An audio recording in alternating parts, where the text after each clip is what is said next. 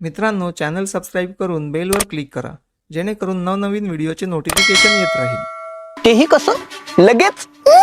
मित्रांनो, आपलं पुन्हा एकदा स्वागत आहे सागरदादा व्लॉग्समध्ये। आता आपण निघालो आहोत गौराईच्या आगमनासाठी। हिंदू परंपरेनुसार आपण पाण्याच्या ठिकाणाहून गौर घेऊन येतो आणि आमच्या गावात ते ठिकाण जवळपास 500 मीटरच्या अंतरावरती आहे। त्या ठिकाणी आपण वाजत गाजत पोहोचतो आणि वाजत गाजत गौराईला घरापर्यंत घेऊन येतो। चला तर पाहूया पारंपरिक पद्धतीने गौराईचे आगमन।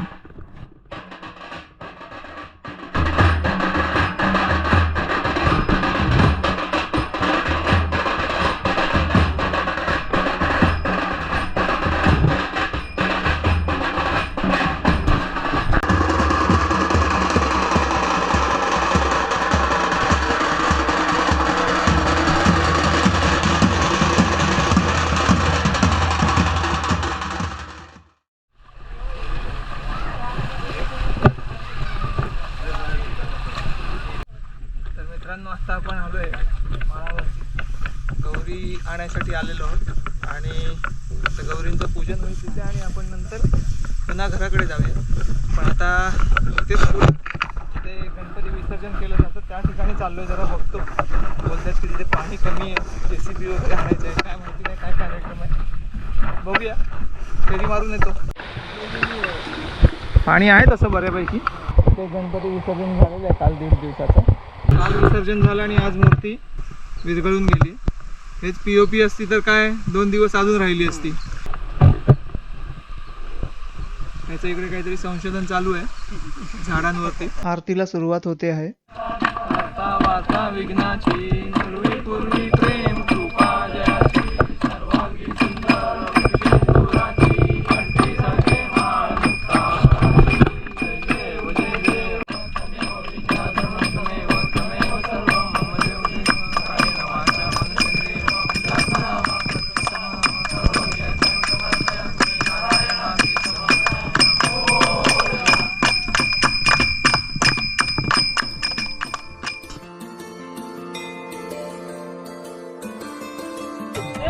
नारायणाची झालेली आहे। आता निघायची तयारी। सुवेवाडीची लोक येत आहेत।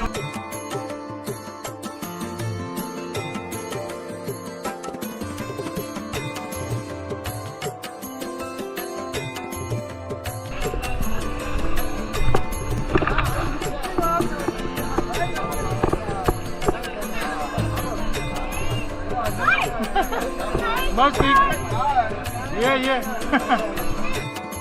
जी स्त्री गौर घेऊन येणार असते त्या स्त्रीने हा व्हाळ क्रॉस करताना ओंजळभर पाणी तोंडात घ्यायचं असते आणि ते घराच्या दारात पोहोचेपर्यंत तोंडातच ठेवायचे असते, म्हणजे हा संपूर्ण प्रवास त्यांना मुक्याने करायचा असतो।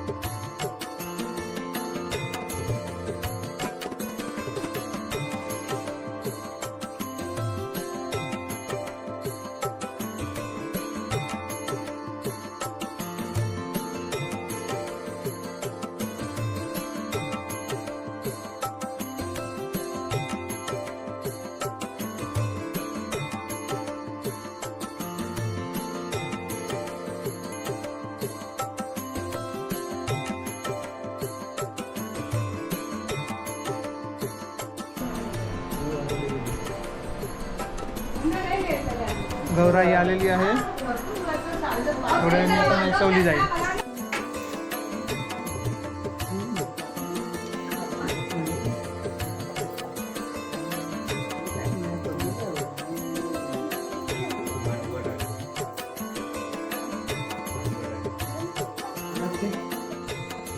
तर मित्रांनो, अशा पद्धतीने गौराईचं आगमन झालेलं आहे. व्हिडिओ आवडला असेल तर नक्की लाईक करा, शेअर करा आणि चॅनलवर नवीन असाल तर सबस्क्राईब करा. धन्यवाद. जय हिंद, जय शिवराय. आता येतात ते जुमेवाडीतले लोक आहेत गौर घेऊन.